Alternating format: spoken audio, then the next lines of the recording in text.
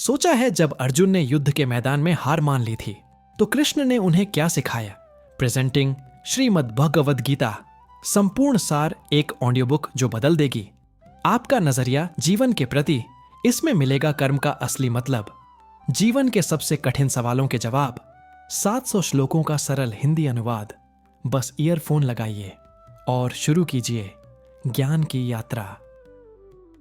भगवद गीता का अध्यायवार सारांश।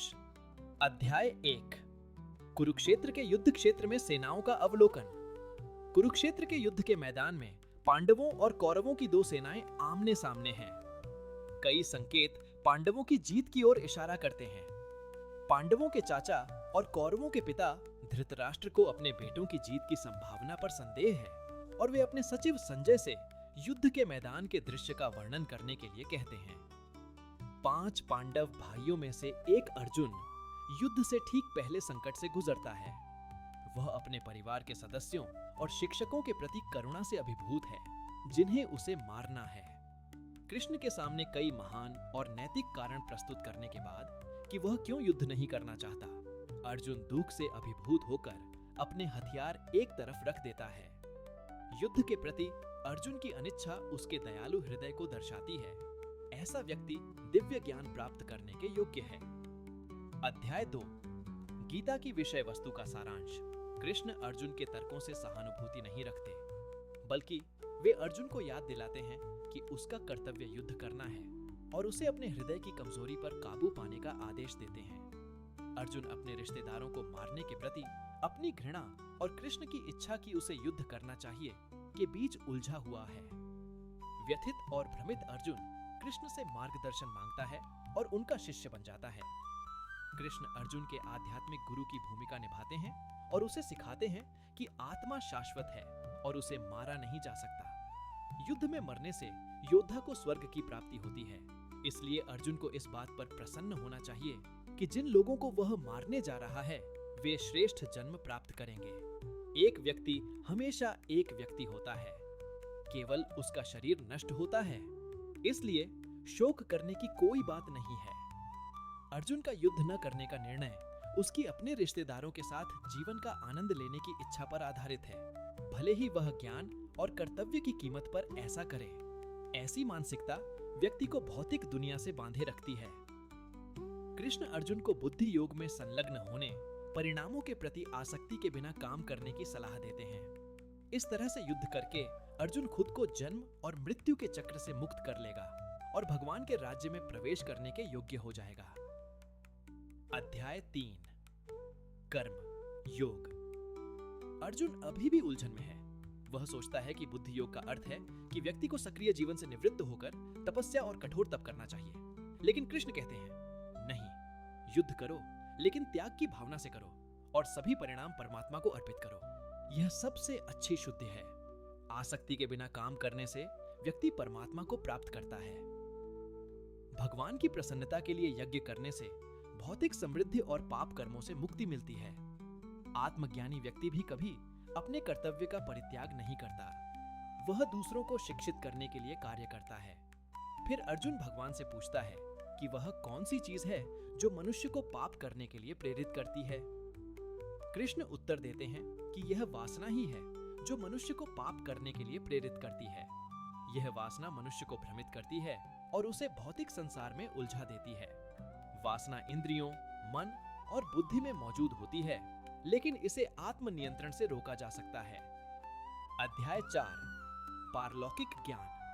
भगवद गीता का विज्ञान सबसे पहले कृष्ण ने सूर्यदेव विवस्वान को सुनाया था। विवस्वान ने अपने वंशजों को यह विज्ञान सिखाया, जिन्होंने इसे मानवता को सिखाया। ज्ञान संचारित करने की इस प्रणाली को शिष्य परंपरा कहा जाता है। जब भी और जहां भी धर्म का ह्रास होता है और अधर्म का उदय होता है, कृष्ण अपने मूल दिव्य रूप में प्रकट होते हैं, जो भौतिक प्रकृति से अछूते रहते हैं। जो व्यक्ति भगवान की दिव्य प्रकृति को समझ लेता है, वह मृत्यु के समय भगवान के शाश्वत धाम को प्राप्त करता है। प्रत्येक व्यक्ति प्रत्यक्ष या अप्रत्यक्ष रूप से कृष्ण के समक्ष समर्पण करता है और कृष्ण भी व्यक्ति के समर्पण के अनुसार ही प्रत्युत्तर देते हैं। कृष्ण ने वर्णाश्रम नामक व्यवस्था बनाई, जिसमें सामाजिक और आध्यात्मिक जीवन के विभाजन थे, ताकि लोगों को उनकी मनोभौतिक प्रकृति के अनुसार जोड़ा जा सके। कर्म के परिणामों को सर्वोच्च को समर्पित करके लोग धीरे धीरे पारलौकिक ज्ञान के स्तर तक पहुंचते हैं। अज्ञानी और अविश्वासी लोग जो शास्त्रों के प्रकट ज्ञान पर संदेह करते हैं, वे कभी भी खुश नहीं हो सकते, न ही ईश्वर चेतना प्राप्त कर सकते हैं। अध्याय 5 कर्म योग कृष्ण चेतना में क्रिया। अर्जुन अभी भी इस बात को लेकर असमंजस में है कि क्या बेहतर है, कर्म का त्याग या भक्ति में काम करना।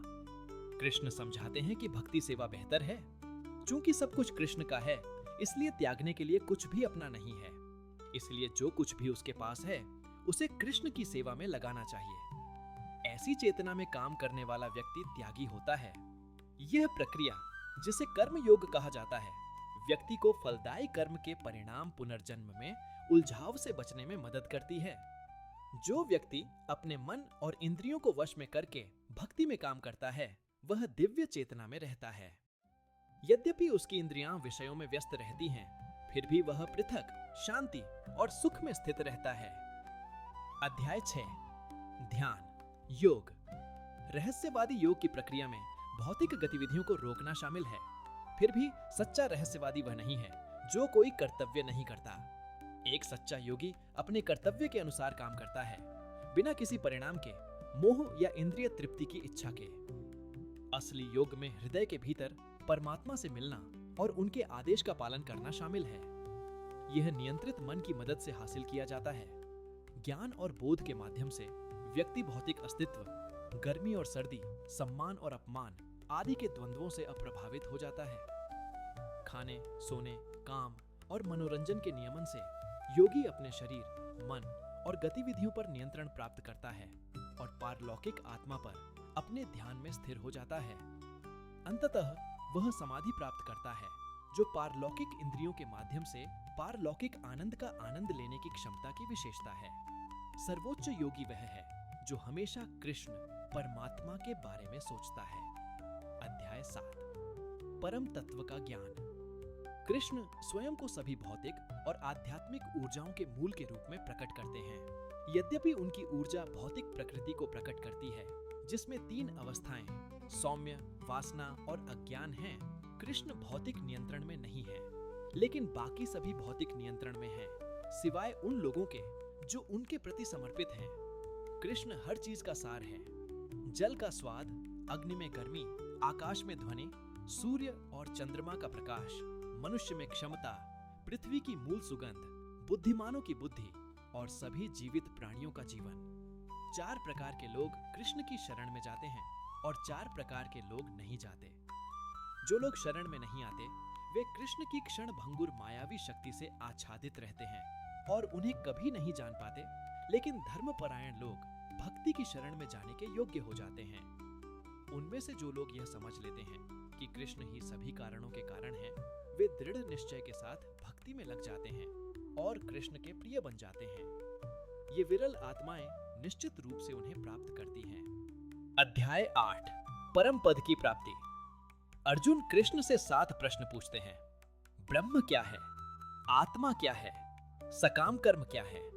भौतिक अभिव्यक्ति क्या है? देवता कौन है? यज्ञ का स्वामी कौन है? और भक्ति में लीन लोग मृत्यु के समय कृष्ण को कैसे जान सकते हैं? कृष्ण उत्तर देते हैं कि ब्रह्म अविनाशी जीव, जीव को संदर्भित करता है। स्वयं आत्मा की सेवा की अंतर्निहित प्रकृति को संदर्भित करता है और सकारात्मक क्रियाकलाप का अर्थ है ऐसे कार्य जो भौतिक शरीरों का विकास करते हैं। भौतिक अभिव्यक्ति हमेशा बदलती रहने वाली भौतिक प्रकृति है। देवता और उनके ग्रह सर्वोच्च भगवान के सार्वभौमिक रूप का हिस्सा हैं और बलिदान के भगवान कृष्ण स्वयं सुपर आत्मा के रूप में हैं। जहां तक मृत्यु के समय कृष्ण को जानने की बात है, तो यह व्यक्ति की चेतना पर निर्भर करता है। सिद्धांत यह है, शरीर त्यागते समय व्यक्ति जिस भी अवस्था को याद करता है, वह अवस्था उसे अवश्य प्राप्त होगी। कृष्ण कहते हैं, जो कोई जीवन के अंत में केवल मेरा स्मरण करते हुए अपना शरीर त्यागता है, वह तुरंत ही बिना किसी संदेह के मेरे स्वरूप को प्राप्त कर लेता है। इसलिए हे मेरे प्रिय अर्जुन, तुम्हें सदैव कृष्ण के रूप में मेरा चिंतन करना चाहिए। और साथ ही युद्ध करने का अपना निर्धारित कर्तव्य पूरा करना चाहिए। अपने कर्मों को मुझे समर्पित करके तथा अपने मन और बुद्धि को मुझ में स्थिर करके तुम बिना किसी संदेह के मुझे प्राप्त करोगे।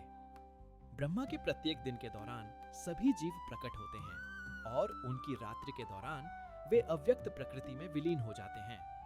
यद्यपि किसी के शरीर को छोड़ने के लिए शुभ और अशुभ समय होते हैं, लेकिन कृष्ण के भक्त उनकी परवाह नहीं करते, क्योंकि कृष्ण की शुद्ध भक्ति सेवा में लगे रहने से वे स्वतः ही वेदों के अध्ययन या यज्ञ, दान, दार्शनिक चिंतन आदि में लगे रहने से प्राप्त सभी फल प्राप्त कर लेते हैं। ऐसे शुद्ध भक्त भगवान के परम शाश्वत धाम को प्राप्त होते हैं। अध्याय 9 सबसे गोपनीय जानकारी। भगवान कृष्ण के अनुसार सबसे गोपनीय ज्ञान भक्ति का ज्ञान, सबसे शुद्ध ज्ञान और सर्वोच्च शिक्षा है। यह आत्म साक्षात्कार द्वारा स्वयं का प्रत्यक्ष बोध कराता है और यह धर्म की पूर्णता है। यह शाश्वत है और आनंद पूर्वक किया जाता है। कृष्ण का अव्यक्त रूप हर जगह व्याप्त है, लेकिन कृष्ण स्वयं पदार्थ से अलग रहते हैं। भौतिक प्रकृति उनके निर्देशन में काम करते हुए सभी चल और अचल प्राणियों का निर्माण करती है। कृष्ण का अव्यक्त रूप हर जगह व्याप्त है, लेकिन कृष्ण स्वयं पदार्थ से अलग रहते हैं। भौतिक प्रकृति उनके निर्देशन में काम करते हुए सभी चल और अचल प्राणियों का निर्माण करती है। विभिन्न उपासक भिन्न भिन्न लक्ष्य प्राप्त करते हैं। जो मनुष्य स्वर्गलोक को प्राप्त करना चाहते हैं, वे देवताओं की पूजा करते हैं और फिर उनके बीच जन्म लेकर ईश्वरीय सुख भोगते हैं।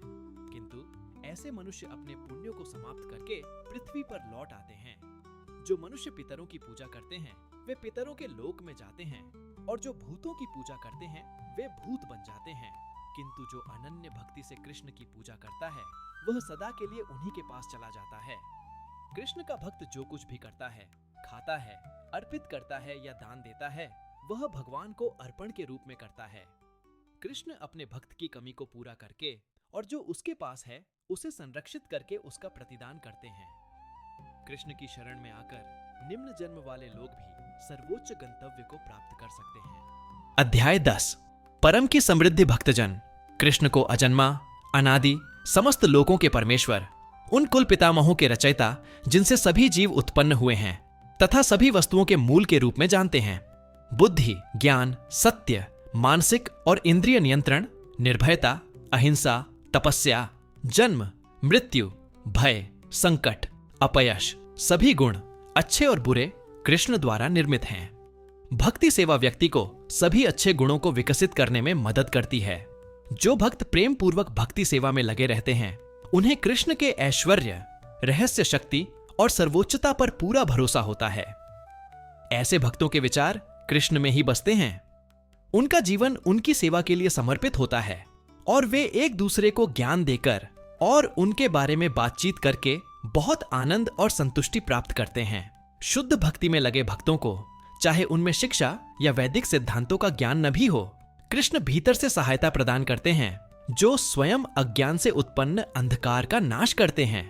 अर्जुन ने भगवान के सर्वोच्च व्यक्तित्व, परम निवास और परम सत्य, सबसे शुद्ध, पारलौकिक और मूल व्यक्ति, अजन्मा, सबसे महान, मूल और सभी के भगवान के रूप में कृष्ण की स्थिति को महसूस किया है। अब अर्जुन और अधिक जानना चाहता है। भगवान कृष्ण और अधिक बताते हैं और फिर निष्कर्ष निकालते हैं। सभी समृद्ध, सुंदर और शानदार रचनाएं मेरी महिमा की एक चिंगारी से निकलती हैं। अध्याय 11 सार्वभौमिक रूप। भोले भाले लोगों को धोखेबाजों से बचाने के लिए अर्जुन कृष्ण से उनके सार्वभौमिक रूप को प्रदर्शित करके उनकी दिव्यता साबित करने के लिए कहता है। एक ऐसा रूप जिसे दिखाने के लिए हर उस व्यक्ति को तैयार रहना चाहिए जो खुद को भगवान होने का दावा करता है। कृष्ण अर्जुन को दिव्य दृष्टि देते हैं जिससे वह शानदार, चमकदार, असीमित सार्वभौमिक रूप को देख सकता है, जो एक ही स्थान पर वह सब कुछ प्रकट करता है जो कभी था, अब है या होगा। अर्जुन हाथ जोड़कर प्रणाम करता है और भगवान की स्तुति करता है। फिर कृष्ण बताते हैं कि 5 पांडवों को छोड़कर युद्ध के मैदान में इकट्ठे सभी सैनिक मारे जाएंगे। इसलिए कृष्ण अर्जुन को अपना साधन बनाकर लड़ने के लिए प्रेरित करते हैं और उसे जीत और समृद्ध राज्य की गारंटी देते हैं। अर्जुन कृष्ण से अनुरोध करता है कि वे अपना भयावह रूप वापस लें और अपना असली रूप दिखाएं। तब भगवान अपना चतुर्भुज रूप दिखाते हैं और अंत में अपना असली दोभुजा रूप दिखाते हैं। भगवान के सुंदर मानव रूप को देखकर अर्जुन शांत हो जाता है। जो व्यक्ति शुद्ध भक्ति में लीन है वह ऐसा रूप देख सकता है। अध्याय 12। भक्ति सेवा। अर्जुन पूछते हैं, कौन अधिक उत्तम है, भगवान के साकार रूप की पूजा और सेवा करने वाला भक्त या निराकार ब्रह्म का ध्यान करने वाला दिव्यवादी? कृष्ण उत्तर देते हैं, जो भक्त अपना मन मेरे साकार रूप पर स्थिर करता है वह परम सिद्ध है। चूंकि भक्ति सेवा मन और इंद्रियों का उपयोग करती है, इसीलिए यह देहधारी आत्मा के लिए परम लक्ष्य तक पहुंचने का आसान स्वाभाविक मार्ग है। अवैयक्तिक मार्ग अप्राकृतिक और कठिनाइयों से भरा है। कृष्ण इसकी अनुशंसा नहीं करते हैं। भक्ति सेवा के सर्वोच्च स्तर पर व्यक्ति की चेतना पूरी तरह से कृष्ण पर केंद्रित होती है। एक कदम नीचे नियमित भक्ति सेवा का अभ्यास है। उससे भी नीचे कर्म योग है, जिसमें कर्म के फलों का त्याग किया जाता है। परमात्मा को प्राप्त करने की अप्रत्यक्ष प्रक्रियाओं में ध्यान और ज्ञान का विकास शामिल है। जो भक्त शुद्ध, निपुण, सहनशील, आत्मसंयमी, संभावी, ईर्ष्या रहित, मिथ्या अहंकार से मुक्त, सभी जीवों से मैत्रीपूर्ण तथा मित्रों और शत्रुओं में सम है, वह भगवान को प्रिय है।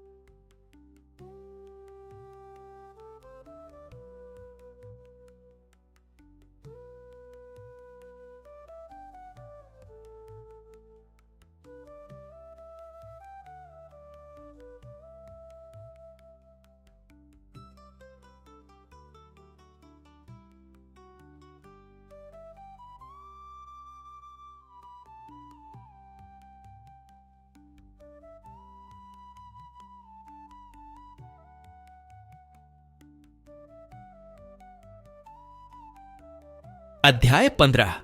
परम पुरुष का योग। इस भौतिक संसार का वृक्ष, वास्तविक वृक्ष आध्यात्मिक संसार का प्रतिबिंब मात्र है। जिस प्रकार वृक्ष का प्रतिबिंब जल पर स्थित होता है, उसी प्रकार आध्यात्मिक संसार का भौतिक प्रतिबिंब इच्छा पर स्थित होता है। तथा कोई नहीं जानता कि यह कहां से आरंभ होता है या कहां समाप्त होता है। यह प्रतिबिंबित वृक्ष भौतिक प्रकृति के 3 गुणों द्वारा पोषित होता है। इसके पत्ते वैदिक स्तोत्र हैं तथा इसकी टहनियां इंद्रियों के विषय हैं। जो व्यक्ति इस वृक्ष से स्वयं को अलग करना चाहता है उसे वैराग्य के शस्त्र से इसे काट देना चाहिए तथा परम प्रभु की शरण लेनी चाहिए। इस संसार में सभी लोग त्रुटिपूर्ण हैं, लेकिन आध्यात्मिक संसार में सभी अचूक हैं और इन सबसे परे परम पुरुष कृष्ण हैं। इस संसार में सभी लोग त्रुटिपूर्ण हैं, लेकिन आध्यात्मिक संसार में सभी अचूक हैं और इन सबसे परे परम पुरुष कृष्ण हैं। अध्याय 16 दैवीय और आसुरी प्रकृतियां हों। 2 प्रकार के प्राणी दैवीय और आसुरी भिन्न भिन्न गुणों से संपन्न हैं। अर्जुन जैसे ईश्वरीय पुरुषों में ईश्वरीय गुण होते हैं: दान, आत्मसंयम, सौम्यता, विनय, क्षमा, स्वच्छता, तपस्या, सरलता, अहिंसा, सत्य, शांति, निर्भयता, क्रोध से मुक्ति, आध्यात्मिक ज्ञान का विकास, दोष निराशा से घृणा, सभी जीवों के प्रति दया, लोभ से मुक्ति और दृढ़ निश्चय। अभिमान, क्रोध, ईर्ष्या, कठोरता, अहंकार, अज्ञानता, धृष्टता, अस्वच्छता और अनुचित व्यवहार जैसे आसुरी गुण लोगों को भ्रम के जाल में बांध देते हैं, जिसके कारण उन्हें बार बार आसुरी योनियों में जन्म लेना पड़ता है। कृष्ण के पास न पहुंच पाने के कारण आसुरी लोग धीरे धीरे नरक में डूब जाते हैं। 2 प्रकार के कर्म, नियमित और अनियमित, अलग अलग परिणाम देते हैं। जो व्यक्ति शास्त्र के आदेशों को त्याग देता है वह न तो सिद्धि प्राप्त करता है, न सुख, न ही परम गति। शास्त्र द्वारा नियमित लोग समझते हैं कि कर्तव्य क्या है और क्या नहीं। वे आत्म साक्षात्कार के लिए अनुकूल कर्म करके धीरे धीरे परम गति को प्राप्त करते हैं। अध्याय 17 आस्था का विभाजन। अर्जुन पूछते हैं, जो लोग शास्त्रों के सिद्धांतों का पालन नहीं करते बल्कि अपनी कल्पना के अनुसार पूजा करते हैं, उनका स्वभाव कैसा होता है? उत्तर में कृष्ण विभिन्न प्रकार के विश्वास, भोजन, दान, तपस्या, बलिदान और तपस्या का विश्लेषण करते हैं, जो भौतिक प्रकृति के विभिन्न गुणों को चिह्नित करते हैं। 3 शब्द AUM तत् सत परम सत्य के प्रतीकात्मक प्रतिनिधित्व हैं। AUM परम सत्य को इंगित करता है, तत् का उपयोग भौतिक उलझनों से मुक्ति पाने के लिए किया जाता है और सत्य यह दर्शाता है कि परम सत्य ही भक्ति सेवा का उद्देश्य है। परम सत्य में विश्वास के बिना किया गया कोई भी बलिदान, दान या तपस्या असत, अनित्य कहलाती है। अध्याय 18 निष्कर्ष त्याग की पूर्णता। अर्जुन कृष्ण से त्याग और संन्यास, जीवन का त्यागपूर्ण क्रम के उद्देश्य के बारे में पूछते हैं। कृष्ण इन्हें और कर्म के 5 कारणों, कर्म को प्रेरित करने वाले 3 कारकों और कर्म के 3 घटकों के बारे में बताते हैं। वे भौतिक प्रकृति के 3 गुणों में से प्रत्येक के अनुसार कर्म, समझ, दृढ़ संकल्प, खुशी और काम का भी वर्णन करते हैं। मनुष्य को अपना काम स्वयं करने से सिद्धि प्राप्त होती है, दूसरे का नहीं, क्योंकि निर्धारित कर्तव्य कभी भी पाप कर्मों से प्रभावित नहीं होते। इसलिए मनुष्य को बिना आसक्ति या फल की आशा के कर्तव्य समझकर काम करना चाहिए। मनुष्य को कभी भी अपने कर्तव्य का परित्याग नहीं करना चाहिए। आत्म साक्षात्कार का सर्वोच्च स्तर कृष्ण की शुद्ध भक्ति सेवा है। तदनुसार कृष्ण अर्जुन को सलाह देते हैं कि वह हमेशा उन पर निर्भर रहे, उनकी सुरक्षा में काम करे और उनके प्रति सचेत रहे। यदि अर्जुन कृष्ण के लिए लड़ने से इनकार करता है तो भी उसे युद्ध में घसीटा जाएगा, क्योंकि क्षत्रिय के रूप में युद्ध करना उसका स्वभाव है। फिर भी वह यह तय करने के लिए स्वतंत्र है कि वह क्या करना चाहता है। कृष्ण की कृपा से अर्जुन का भ्रम और संदेह मिट जाता है और वह कृष्ण के निर्देशानुसार युद्ध करने का निर्णय लेता है। अगर आपको हमारी ऑडियो बुक अच्छी लगी हो तो प्लीज वीडियो को लाइक और चैनल को सब्सक्राइब जरूर करें। बाय। जय श्री कृष्णा।